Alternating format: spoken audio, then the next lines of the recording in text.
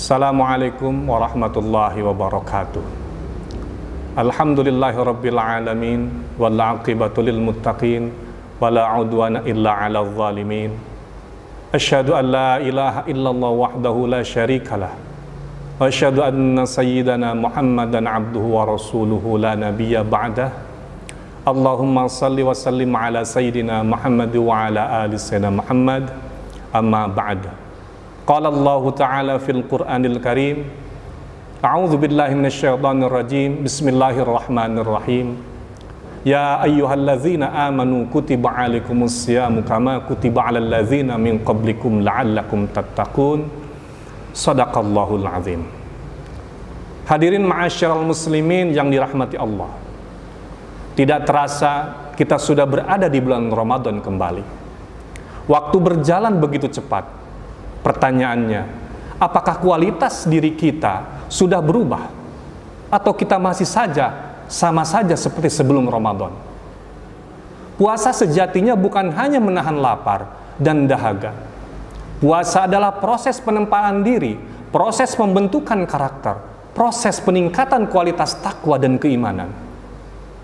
Jika setelah Ramadan kita tidak menjadi pribadi yang lebih baik, baik secara personal kepada Allah maupun sosial kepada sesama, maka ada yang perlu kita evaluasi dalam ibadah puasa kita. Untuk mengecek kualitas puasa kita, mari kita belajar dari alam. Ada dua hewan yang sama-sama melakukan puasa, tapi hasilnya jauh berbeda, yaitu hewan ular dan ulat. Hadirin sekalian, mari kita lihat hewan pertama, yaitu ular. Demi menjaga kelangsungan hidupnya dan mengganti kulitnya, ular harus berpuasa.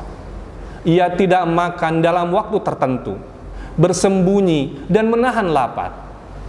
Namun apa yang terjadi setelah puasanya selesai dan kulitnya berganti?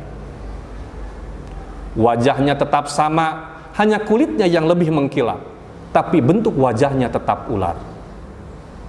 Namanya tetap sama, tetap dipanggil ular, bukan hewan lain. Makannya tetap sama, tetap memakan mangsa hidup, tetap memangsa hewan yang lain. Sifatnya tetap sama, tetap agresif, berbisa, dan membahayakan jika diganggu. Apa ibrohnya? Banyak manusia yang puasanya seperti ular. Ia menahan lapar dan dahaga dari subuh sampai maghrib. Namun, setelah berbuka, ataupun setelah Ramadan berlalu, sifatnya tidak berubah. Marahnya masih meledak-ledak, lisannya masih tajam menyakiti tetangga, kecurangan dan kemaksiatan masih jalan. Yang berubah hanyalah kulit luarnya. Mungkin baju lebarannya baru, penampilannya lebih klimis, tapi hatinya masih liar dan buas seperti ular. Ini adalah puasa yang gagal mengubah esensi diri. Sekarang, mari kita bandingkan dengan hewan kedua, yaitu ulat. Ulat adalah hewan yang sering dianggap menjijikan, rakus pemakan daun, hama perusak, dan membuat gatal siapa saja yang menyentuhnya. Namun ketika tiba waktunya, ia melakukan puasa total dengan membungkus dirinya dalam kepompong.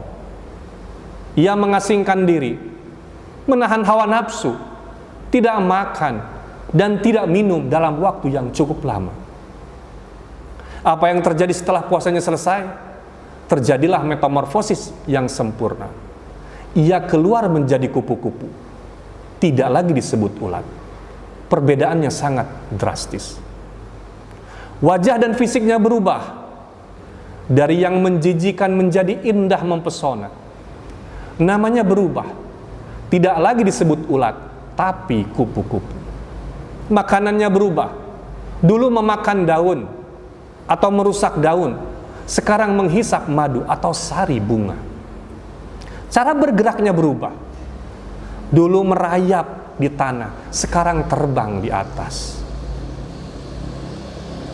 Sifatnya berubah, dulu hama perusak, sekarang ia membantu penyerbukan bunga. Dan sungguh kehadirannya dinanti dan membawa manfaat. Ma'asyiral muslimin rahimakumullah. Pertanyaannya, apakah kita hanya menjadi seperti ular, sekedar mengganti kulit, ataukah kita menjadi seperti ulat yang berubah total menjadi kupu-kupu? Jika setelah Ramadan kita tetap menjadi pribadi yang sama, tidak ada peningkatan ibadah, tidak ada perubahan akhlak, maka jangan sampai kita termasuk orang yang merugi. Rasulullah SAW bersabda, Bismillahirrahmanirrahim, kamin sa'imin laysa lahu minal ju'i wal atas. Betapa banyak orang yang berpuasa tetapi tidak mendapatkan apa-apa selain lapar dan dahaga. Na'udzubillahi min dzalik. Puasa Ramadan harus menjadi kepompong bagi kita, tempat kita mengasingkan diri dari maksiat, menahan hawa nafsu dan melatih kesabaran. Harapannya di tanggal 1 Syawal nanti kita keluar bukan hanya dengan baju baru seperti kulit ular, tetapi dengan jiwa yang baru seperti kupu-kupu. Jika dulu pelit, setelah Ramadan kita jadi dermawan. Jika dulu lisan kita kasar, setelah Ramadan jadi lembut menyejukkan. Jika dulu malas ibadah, setelah Ramadan kita ringan melangkah ke masjid. Langkah selanjutnya adalah mari kita luruskan niat. Mari kita tanya pada diri sendiri, saya mau jadi ular yang sekadar ganti kulit atau jadi kupu-kupu yang menebar manfaat. Semoga Allah membimbing kita agar dapat menjalani transformasi spiritual yang sejati, sehingga kita kembali dalam keadaan fitrah yang indah.